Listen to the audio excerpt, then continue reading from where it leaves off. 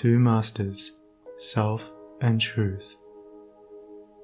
Upon the battlefield of the human soul, two masters are ever contending for the crown of supremacy, for the kingship and dominion of the heart. The master of self, called also the prince of this world, and the master of truth, called also the Father God.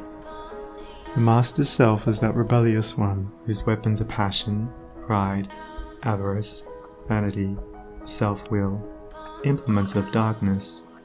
The master truth is that meek and lowly one whose weapons are gentleness, patience, purity, sacrifice, humility, love, instruments of light.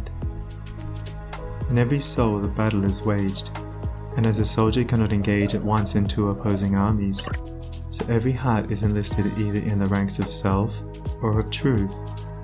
There is no half and half course. There is self and there is truth. Where self is, truth is not. Where truth is, self is not. Thus spake Buddha, the teacher of truth, and Jesus, the manifested Christ, declared that no man can serve two masters, for he will either hate the one and love the other, or else he will hold to the one and despise the other. Ye cannot serve God and mammon. Truth is so simple, so absolutely undeviating and uncompromising, that it admits of no complexity, no turning, no qualification. Self is ingenious, crooked, and, governed by subtle and snaky desire, admits of endless turnings and qualifications, and the deluded worshippers of self vainly imagine that they can gratify every worldly desire, and at the same time possess the truth. But the lovers of truth worship truth with the sacrifice of self, and ceaselessly guard themselves against worldliness and self-seeking.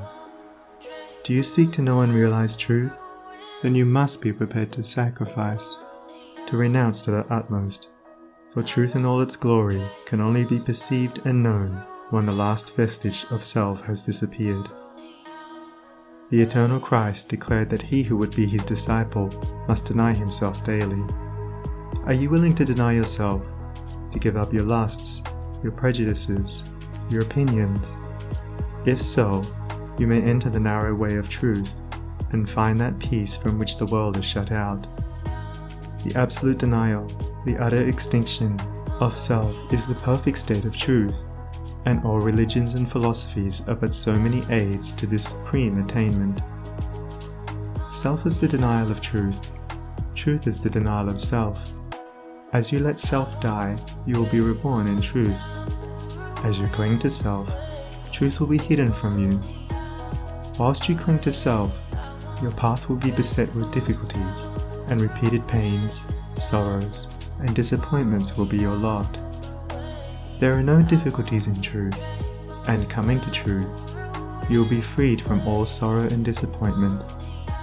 Truth in itself is not hidden and dark. It is always revealed and is perfectly transparent. But the blind and wayward self cannot perceive it.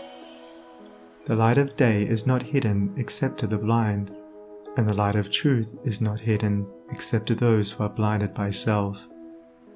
Truth is the one reality in the universe, the inward harmony, the perfect justice, the eternal love.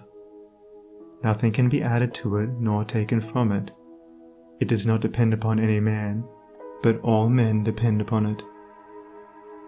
You cannot perceive the beauty of truth while you are looking out through the eyes of self. If you are vain, you will color everything with your own vanities. If lustful, your heart and mind will be so clouded with the smoke and flames of passion that everything will appear distorted through them. If proud and opinionative, you will see nothing in the whole universe except the magnitude and importance of your own opinions. There is one quality which preeminently distinguishes the man of truth from the man of self, and that is humility.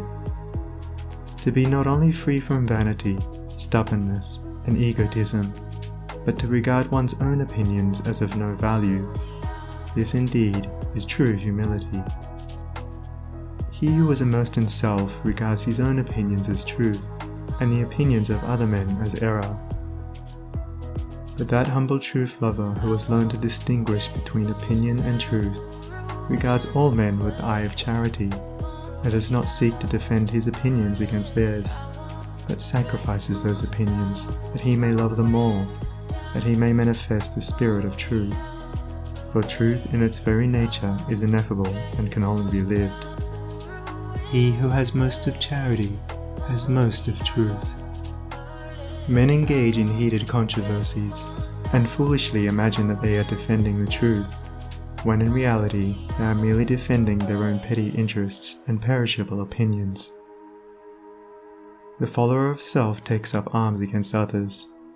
The follower of truth takes up arms against himself